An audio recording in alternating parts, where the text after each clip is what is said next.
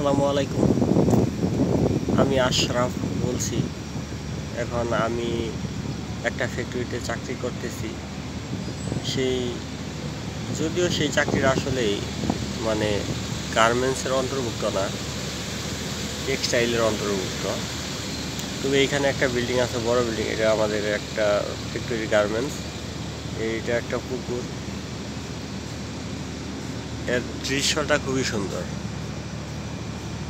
এই যে পাশে ফ্যাক্টরি, আমি বসে আছি এখানে। যদি আজকে আমার রাত্রিবেলা ডিউটি, সেজন্য প্লেসটা মোটামুটি খুবই ভালো। বসে থাকলেও ভালো লাগে এই জায়গায়। ফ্যাক্টরিটাও টপ ফ্যাক্টরি বাংলাদেশের ভিতরে।